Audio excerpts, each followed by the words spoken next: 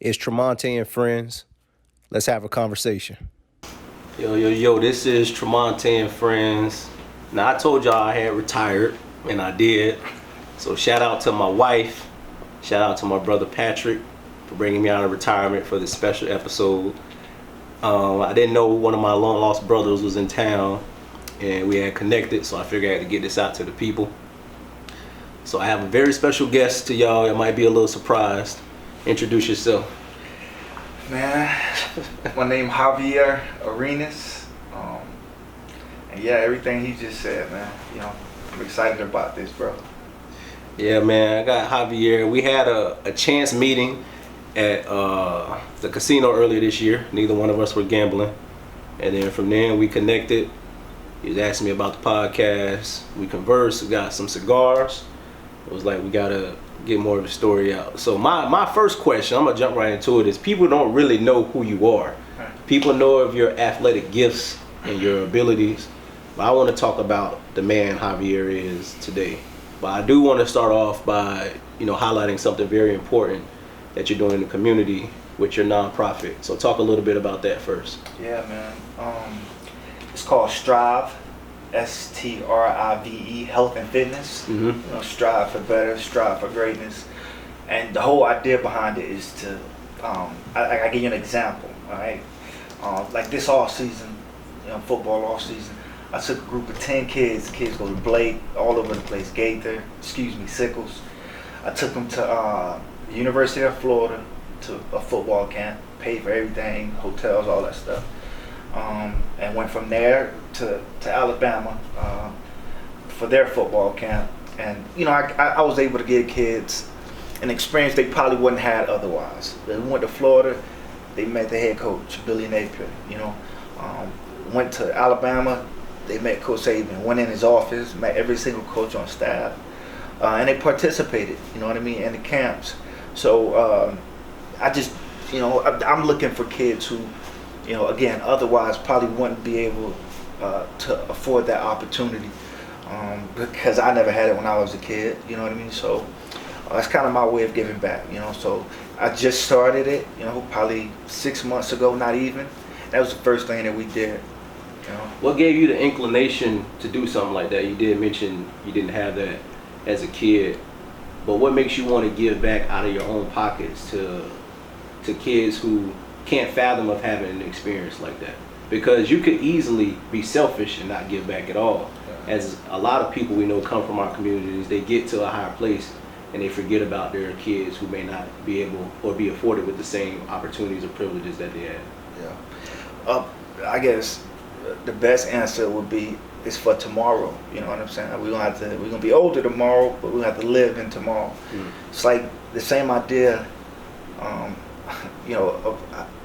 Take care of your kids now so they can take care of you later. You know what I mean? It's that idea. I'm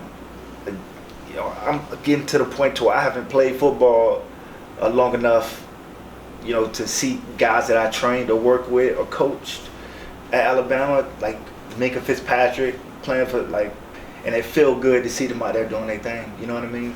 And I think that gave me the itch. Looking at my own kids and my wife telling me, reminding me, that, they gonna take care of us when they get older. So I'm like, let me get to work today. You know what I'm saying? It's our responsibility. It's an innate thing, and I want to do it. And so it's like that's what I'm on now. Now that I'm not, playing football anymore. If I'm gonna do something, if I'm gonna give my energy to something, it's gonna be easy because it's what I do.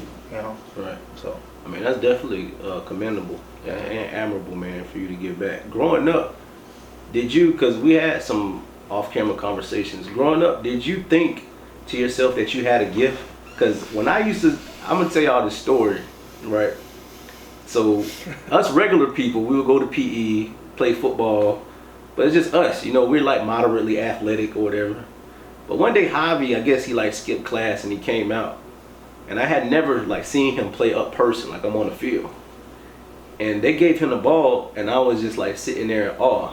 I'm like, this guy, abnormal. He's not like the rest of us. I'm not finna embarrass myself and try to tackle him.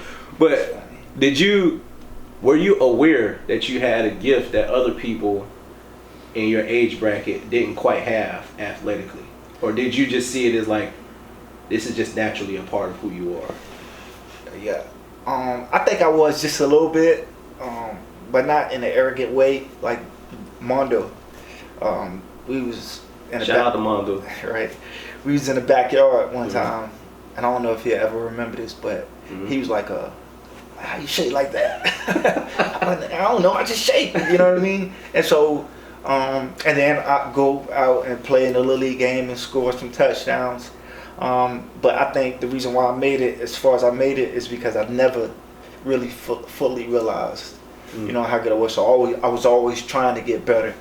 But I always knew I was different, you know what I mean, in general, you know, not from just a physical aspect, but from a mentality aspect, mental aspect, if you will. I think it's a balance that I've always had. Yeah. Did you have a good support system as you kind of matriculated through high school, going into college, as far as athletics? Because you know, a lot of people from our communities, they don't have a lot of support, or they lack the finances to play football, or you know, they don't. You know, they're raised by just their grandma and they don't have anybody else. Did you have that support? I know about Mondo, you know, he always had your back. But as far as like the rest of your family and friends?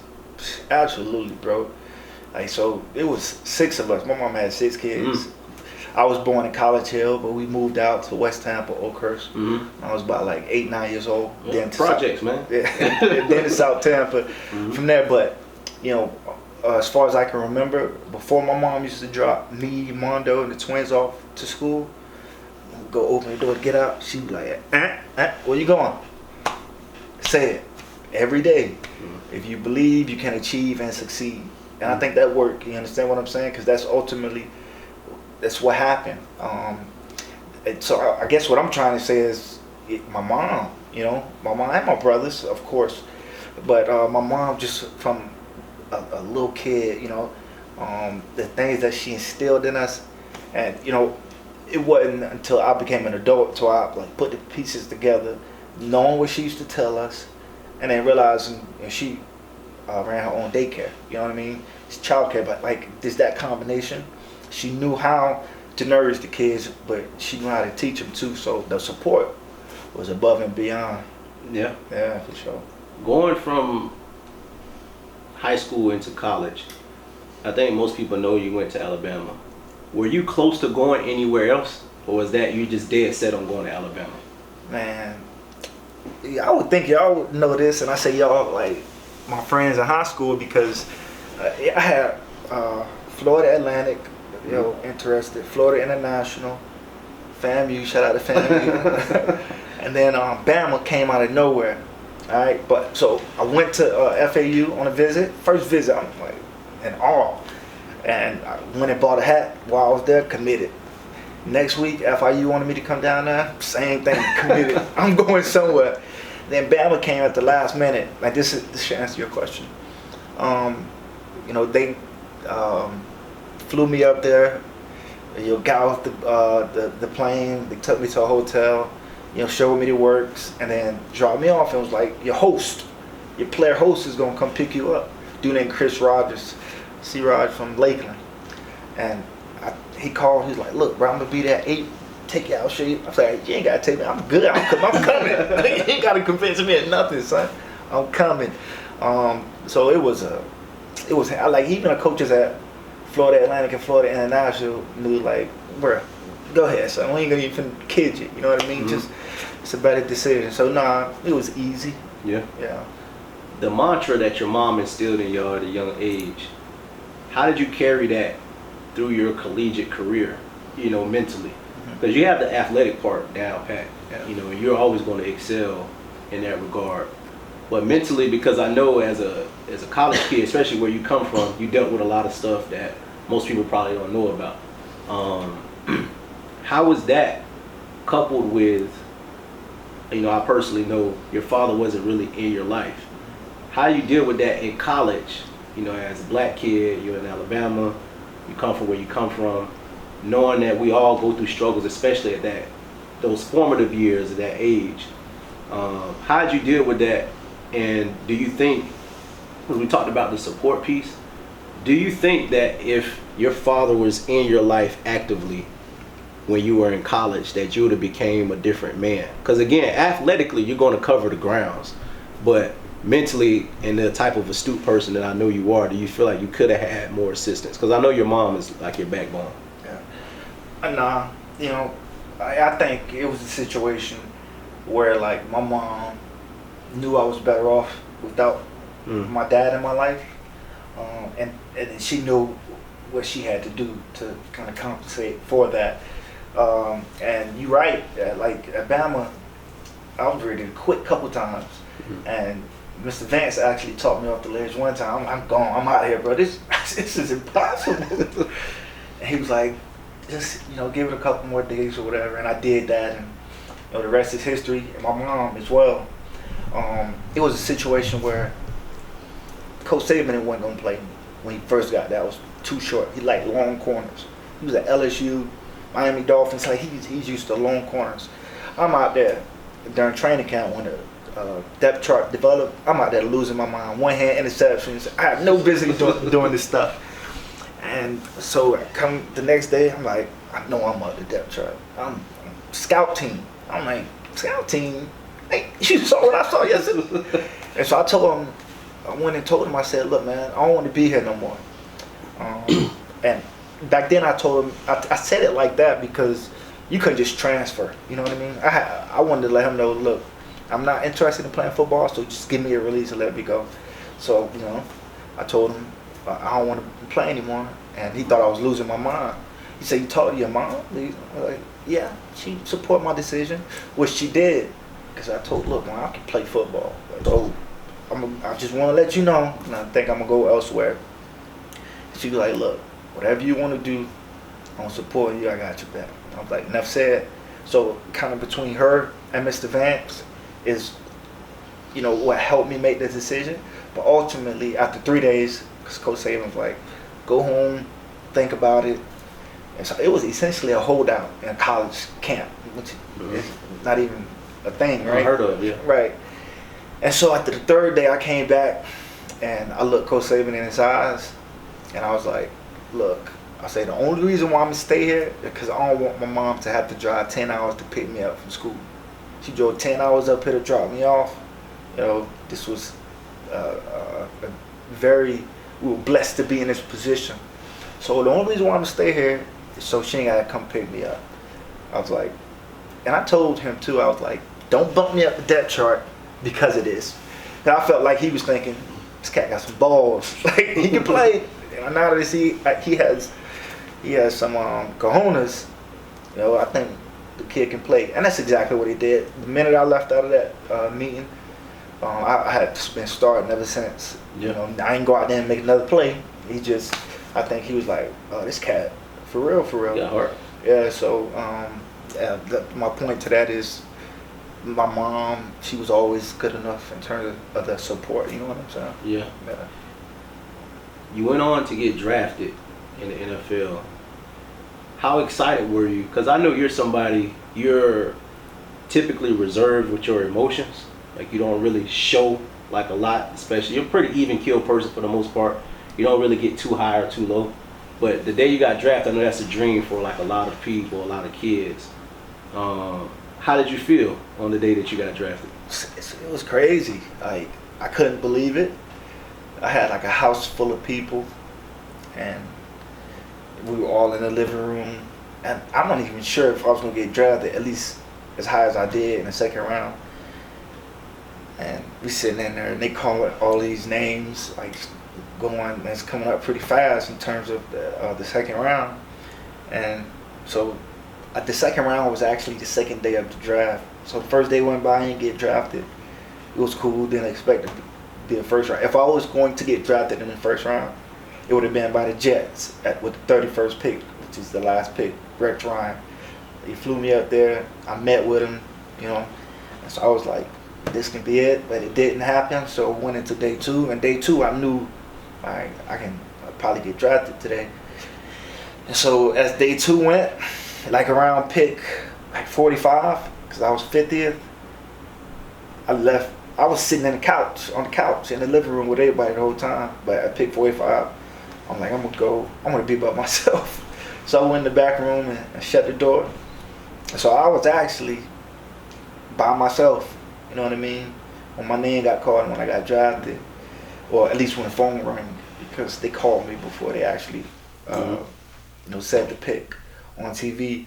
When I got a phone call, I couldn't believe it, and my mom, the excitement that was on her face, man, I'll never forget that. And so I think that's the best way to describe it. Like, just can't believe it, In retrospect, see, Rex Ryan's a defensive-minded coach. So that would have been like a good fit. So I can see why you think you would have got drafted by him. That would have been pretty good, man. Yeah. Your first year, what was the most uncomfortable thing to adjust to in the NFL? Not just on the field, you can comment on that, but also off the field, because we'll get into more of this later, but there's a perception that when you get drafted, you automatically just have a lot of money and everything is good. But from your experience, your first year, how tough was it adjusting? Because I know the speed is different on the field, and then the lifestyle changes too. Yeah, I think, the speed especially, like, everybody nice, everybody good, every single play, like you're fighting for your life. Mm-hmm. I think that the combination of that, and you got more free time in NFL. You have no free time in college. You always doing something. You know what I mean? NFL, you there all day. From 7:30 to 4:35, depending on where you at. But when 5:30 roll around, like, you free. You got a day and a half of off days in the NFL, and I ain't necessarily know how to manage that. You know what I'm saying? I use that time to, I guess, cope with my stress by like going shopping. You know what I mean? At least what I thought was stress at that particular time. Everybody think you living a life, which you are because you're playing NFL. I'm like, it's hard to cover. And so that combination, I didn't deal with well my first couple years. But then again, I had people around me and teammates that I was blessed to be able to play with. You know what I mean? Mm-hmm. Guys like Eric Berry, Kendrick Lewis, Brandon Flowers, Brandon Carr, Derek Johnson, like Tampa Ali. And it was just watching them and trying to pull from them, to see what fit my I guess you could say style and the way I need to go about this to try to have some type of success. Who was as a defensive player? Because most of us, working class Americans, we just see it on TV. Who's the hardest player for you to guard, like receiver wise, as your tenure in the NFL? That you could speak to their ability, even like they are really like that. AJ Green, Megatron. Of course. Calvin Johnson. I lined up on him one time. I was like, I don't have no business covering this man right now, yo. Randall Cobb. Couldn't cover Randall Cobb. Saved my life. Like, in college, he scored. I had like 2 touchdowns scored against me in college. He was one of them. And then when we played against Green Bay, this was when they were undefeated. Almost went undefeated, and we was not good that year, and we ended up knocking them off. I know that made him mad, but just real good football player. So just off the top of my head, those particular guys. What are some of the perils that you encountered in the NFL, being a young black man, being drafted, that you didn't foresee yourself encountering? Because again, you're a pretty composed person. You're very self-aware, but we can't avoid everything in life. What are some of the things you encountered that were rough for you to overcome? Whether it's not being played enough, whether it's personal life, and trying to, combine them both to have that so-called work-life balance. For Javier, because everybody's different, what are those things that those obstacles you ran up against where it was just tough for you to overcome? I think it was ultimately not playing enough. That was, because that's why I left Kansas City. because I had been starting for 3 years. The head coach got fired. They brought Andy Reid in, and I mean, we didn't go out there for a practice yet. Back to that balance stuff. Like, I'm third on the depth chart, and I felt like I should have lost my position. Let me lose my position, and so when I saw that, I asked them to trade me. Which is something that I regret. You know what I mean? And but I mean, I don't regret it in a negative way. I regret it in a positive way. To be something that I can, have a discussion with my kids about, that maybe send them in a different direction. Just keep your mouth shut, grind, and let the chips fall on where they made. So that's something that I struggle with, and to me, that was like the biggest thing. You know what I mean? Dealing with things like that because of my size, I wasn't the ideal DB that a lot of coaches, wanted. So How do you reconcile with the fact that you're not, at least from what I know, you're not the most outspoken person, but you're outspoken when it comes to you? And I think that's a distinct difference, because some people will speak up for like the whole, like Malcolm X or somebody like that. Like, I'm gonna speak up on behalf of other people, but you speak up on behalf of yourself, which I think in ways is more courageous, because you have a lot of people, especially in positions of power or authority, or if you're a millionaire in the NFL, you won't speak up because you feel like, man, I have everything, there's no reason for me to say anything, but you will. Have you always been like that, where you'll speak up if you feel slighted? Because we know people, they'll talk, and I'm like, are you gonna say something? Well, I ain't gonna say nothing, but you will. Have you always like had that kind of, that positive angst, like, man, fuck this, I'm gonna say something on behalf of myself, because you don't have anybody who will speak up for you, so why not? Yeah, I have, and not having a dad, like, to be quite frank, like, music, like, played that role for me in terms of teaching, or I guess teaching me masculinity growing up, and they got confidence. Hip hop artists, musicians, they have confidence, and it wasn't even a thought in my mind to not say anything. You know what I mean? It was like, something got to be said, something got to be done about it. And from a physical aspect, I've done it already and showed, but nothing still has occurred. So now, like, something need to be said, and somebody gonna know. So, yeah, I've always been like that, man, and I think that's where that comes from. You speaking of fatherhood, now you've been successful on every level that you played on, from high school to the NFL. But I would imagine your most fulfilling moments of life being a father, to your kids, being a husband. How do you navigate fatherhood knowing that you didn't have an active father in your life? So you kind of have to give something that you weren't given to your kids. How hard is that for you? And I know your wife, helps you out a lot, which is, a wonderful thing. But me knowing you, especially like internally, because we kind of have like some of the same thoughts, same ideas about life and about people. How hard has it been? Because you're a relatively young father and you're new. To know that, damn, I'm kind of like self-taught. Like, I have to do this, and no one ever really guided me, because I have like a similar experience. Yeah, I think that's a good question, because it's come up in the conversation between me and my daughter before. I think I was almost a little too open with her. I think I've been a little too open with her before. Like, when she was young, like, I would tell her, I'm like, look, sis, Dad, I'm gonna figure this thing out, and like, Dad never came home, just to kind of indicate to her that, look, I didn't have that, so that's why I'm going to try to figure it out. But don't take it the wrong way. Like, you say, I'm going to try to figure this out, you think that there's no confidence there. There's full confidence there, and that's part of it, me telling her that, look, I'm being full disclosure, Aves, like, I'm gonna figure this thing out, and we're gonna figure it out together, and we're gonna rock together.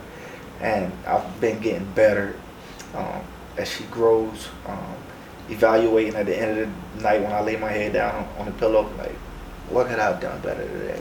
Because it all matters, it all counts, it's all engraved, these are experiences that she will remember for the rest of her life. And if it was her seeing me get angry, like, if somebody like cut me off, I had just got done playing football, so I was a little aggressive, like not yell something out the window, like that was just cool, because she in the car. I'm not gonna not yell at you. You know what I'm saying? Now, I never even second guess it or think about doing something, because I know that she will see, and she will subconsciously think or subconsciously respond that way. Yeah. You know, if a situation occur, and especially with my son now, like I'm a punk basically when I'm out, because I can't say nothing to do nothing to nobody as it pertains to retaliating or being aggressive or defending myself. So that's the sacrifices I'm making being a dad, which I'm perfectly fine with. Do you have you had any resentment towards your father as you become a father? Because I don't have kids yet. When you look at your kids, you're like, damn, who wouldn't want to be in their kid's life? Yeah. Have you carried resentment? If you have you gotten over it? Have you forgiven your father? And have you forgiven? Because I had, like I said, similar experience. My mom didn't want me to know who my dad was. Dad was in prison and sold drugs, stuff like that. I didn't understand until I got older why. But I still, as a kid, I'm like, damn, why you don't want me to meet him? You know what I mean? And I eventually met him, and I'm like, damn, okay, I see kind of why you didn't want me to meet him. Yeah. But it took me a while to kind of get over that. Is that something you still hold on to, or are you at peace with it? When I was playing in NFL, it's something I really held on to and was like, we want to figure out, because my back was against the wall. Again, in the NFL, people would say, you're privileged. Yeah, but this is a lot of responsibility.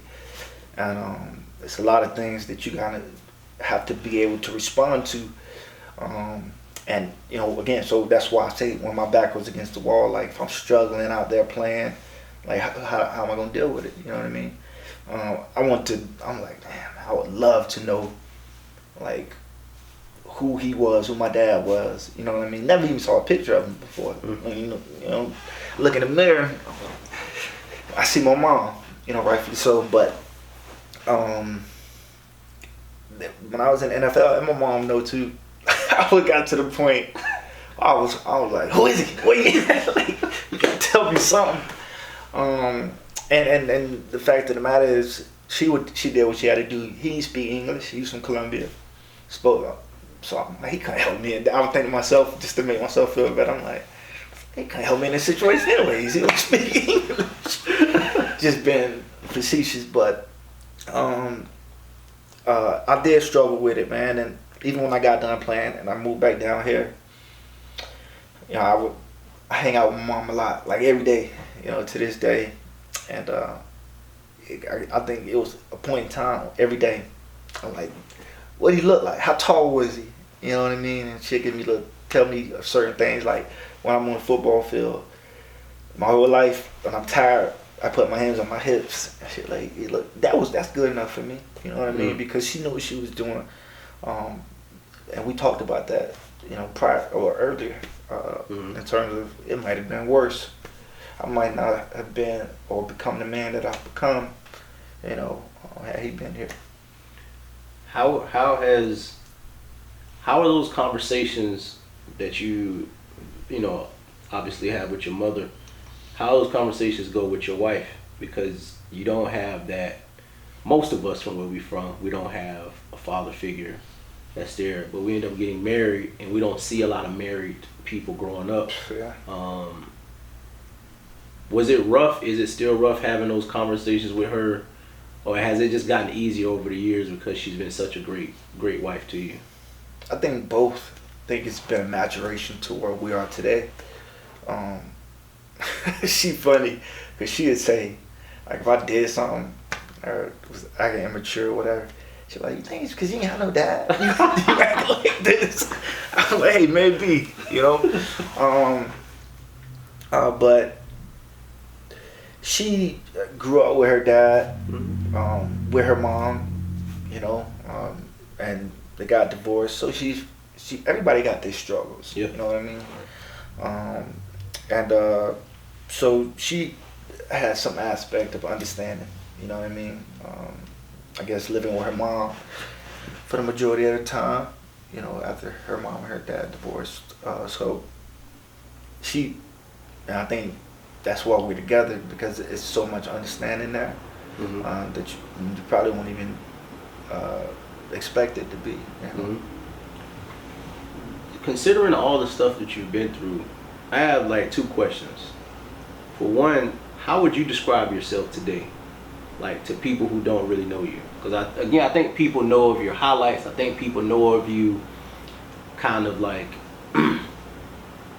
in a superficial way. Like, okay, we know of Javi, we know Mondo, we know Javi. You know, people associate with you with people you know. Oh, well, Monte know Javi, you know Tay, or you must know him. But who would you say that you are today? And then my second question is the person that you would describe yourself as, with the people closest to you, describe you the same way, or is it different? Yeah, that's a good question.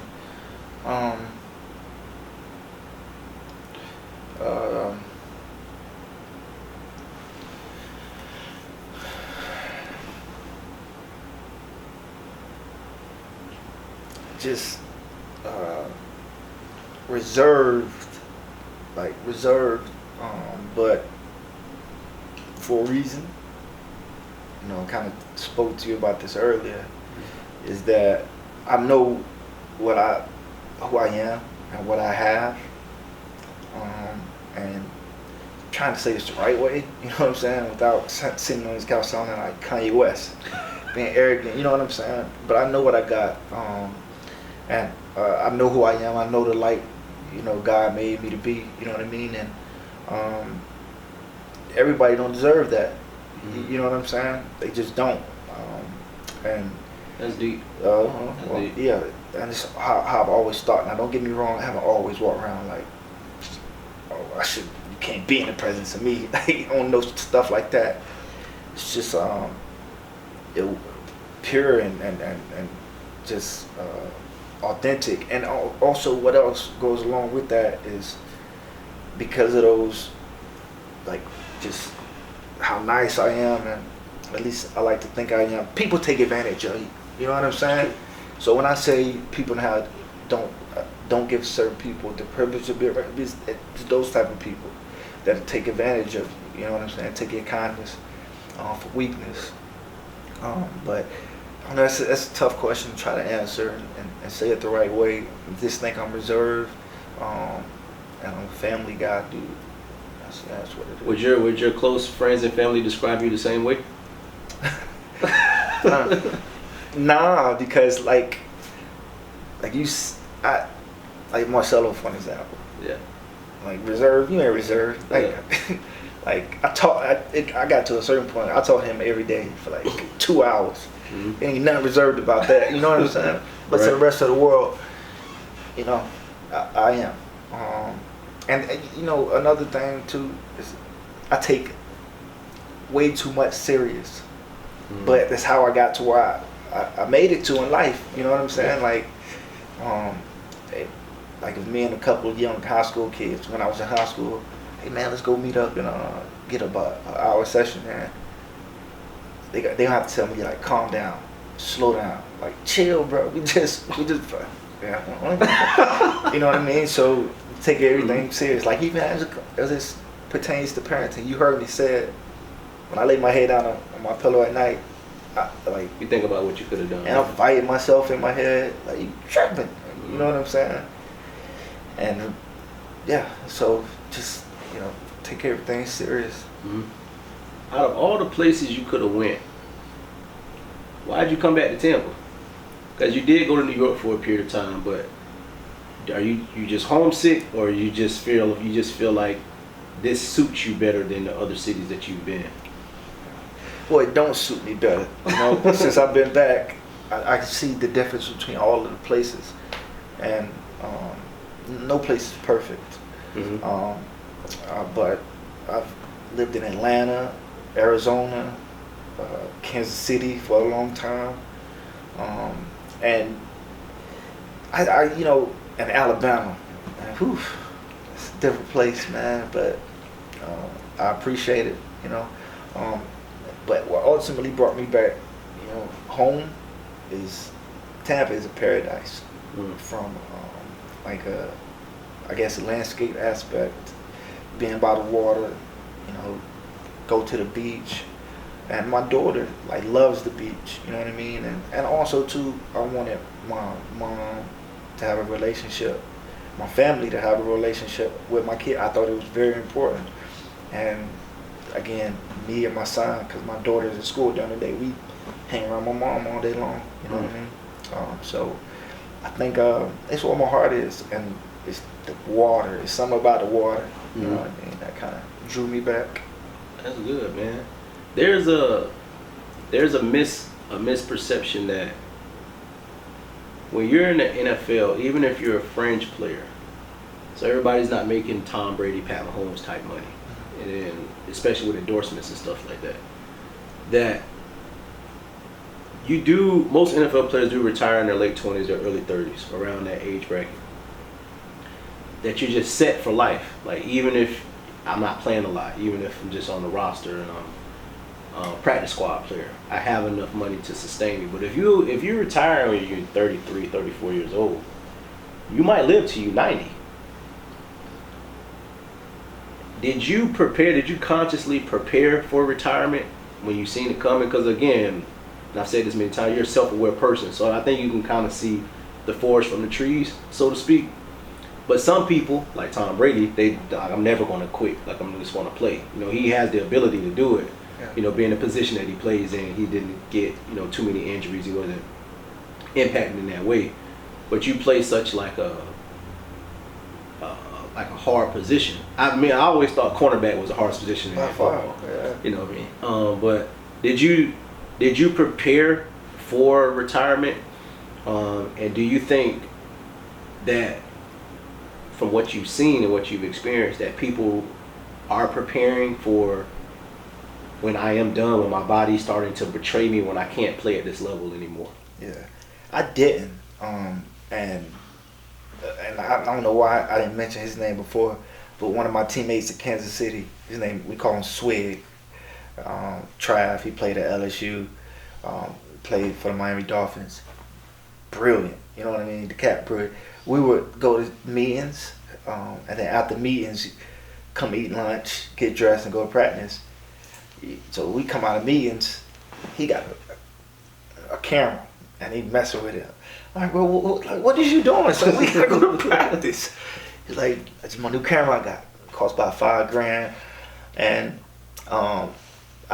at that particular time, like, he different. That's why I love this cat. Like, he's different. He's smart. You know what I mean? And now you get down playing football, and he one of the top photographers down in the Miami area, like, legitimately. You know what I'm saying? And he had been preparing for that.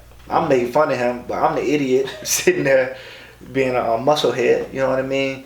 Not planning for it. That's why after I got done playing, it's the difference between that guy and this guy. That guy being Trav, and this guy obviously being me. The guy who, man, when you got a little bit of time at the football complex, what you doing with it? Filling with his cameras, getting it fixed up, doing whatever he's doing, maybe scheduling some appointments in terms of taking pictures, and then me just sitting there cracking jokes, right? This guy, the guy who cracks jokes when he get done playing, he's sitting on his couch for 2 years thinking about what the hell am I going to do for the rest of my life now. That guy, straight off the field, not even off the field, he took me and my family's first professional pictures. Oh, did he? What? Yeah. And we paid him a good grip for it too. But it even speaks more so to how proactive he was and how aware he was of, you know, life after football. So yeah, but Travis, his I got to send you his a link to his page, man. It's legit. He was forward thinking, man. He was forward thinking.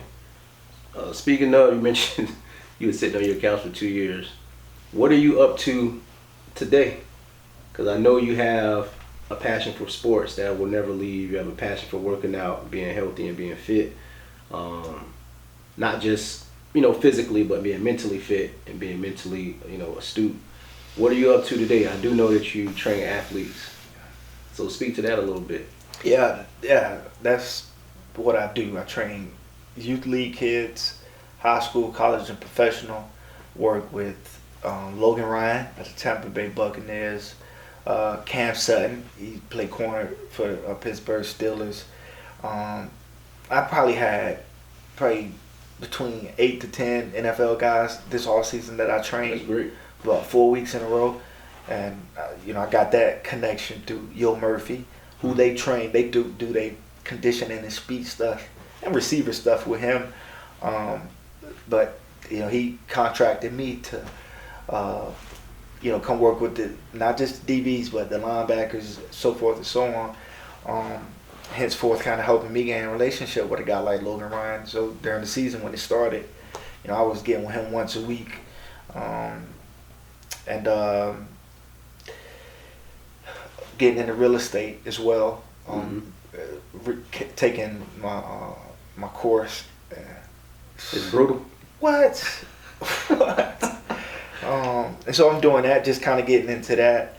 But I think the biggest thing is being able to be around my son and spend that time with him. So that's what I'm doing right now, and of course the not-for-profit thing is always ongoing. Strive. Yeah, but I guess the big focus is the real estate, football, training, and spending time with my son. But I do want to say something too. People will wonder how somebody my size can make it to the NFL and play 6 years. You ever heard of the term, like, it got to be a part of you? Yeah. Like, you can't cut it all, go out there. It's got to be a part. So, and it came to me just because you said post football, post me playing. And when I was an analyst at Bama, we up there from 6:30 in the morning to 11:30 at night every day, all season and all. Which is why I was like, I'm straight with this. But we would go watch practice. We would go practice in the afternoon and then go back straight upstairs, eat dinner as fast as you can, because when Coach Saban done eating, it's a go. Like, you better be in there. And sitting there watching film, and I'll be ones with Coach Saban and the DB. I'll be backpedaling, covering Ridley, whoever, Judy, Smitty. And mind you, we watch the tape, and I'll be watching Smitty, and again, watching tape, he drops his weight like he about to come out his break. Bro, like, all 4 years, not every single day, but I'm in there flinching. Like, I'm coming out my break, you know what I'm saying? I know Charlie Strong, he was the head coach for USF. He sat next to me. Hit him a couple times doing it, you know what I'm saying? But I think that kind of signifies why I made it that far in my career. And again, this was post-playing. I'm out here flinching, thinking I'm actually coming out my break. So I had to get out of that. I don't do that no more. I'm watching. I'm been teed off from one of the kids by mistake. But that's been a bit of a transition too, because it was so ingrained in me. You know what I'm saying? Yeah. I do want to say something to you. Not only for one, thank you for coming on the podcast, but I always kind of looked at you as somebody, you stayed true to yourself. And I remember telling you that. No surprise here that when we seen each other at the casino, it had at least been 20 years. And I think that's a blessing to be able to almost pick up right where you left off. Because I hadn't contacted you, I had your number. We had a mutual friend of Marcelo. And I was like, hey, Marcelo, he used to tell me, hey, tell Javi I said what's up, whatever. But me, I'm like, I'm my own man. So I pay attention to what people got going on, but I focus on, I got a wife, I got stuff I want to do. But you always stay true to yourself. And when I see him, I'm like, man, he ain't changed in a good way. Because you can say, like, people big on like, I changed. But some people change for the worse. Right. But I'm like, man, he the same, like, level-headed guy, by yourself, like you used to always kind of be, never hung with too many people. And I'm like, that was something that I wanted to congratulate you on, because with all the things you've been through, you could have easily changed, and you could have been unnoticeable to me. Like, yeah, that's hobby, but that's not like the hobby that I know within. You know what I mean? So I did want to tell you that on camera. And I'm big for giving people their flowers, while they're here. So I got a gift for you. Anything that comes from me is from me and my wife, cause we're one. So hold on. Here, hold the scissors. Give Javi a gift. You can open it up. You can get this on camera. My long lost brother right here. So I gotta give him something, man. Cause you never know. How you open With this the craziness. I think just the tape. I think he just cut. Oh. Okay, I see it.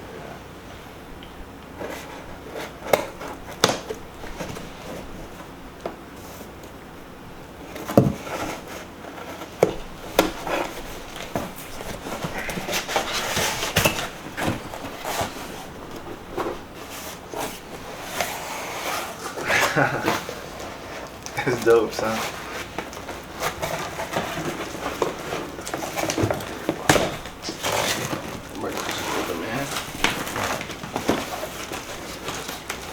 That's for you. I appreciate it, bro. Well, let me see. Oh, this still got tape on it. Yeah, that's why it's so hard to pull out.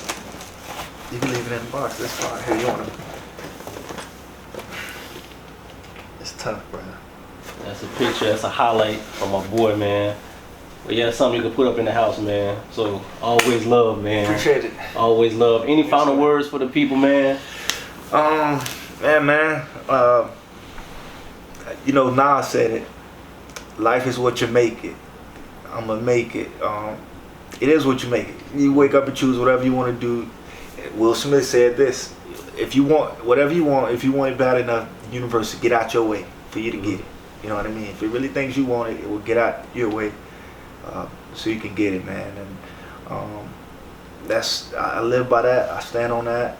And now I'm just trying to pursue that, going down a different avenue now, man. So. Well, I'm always here for you. Support anything you need, man.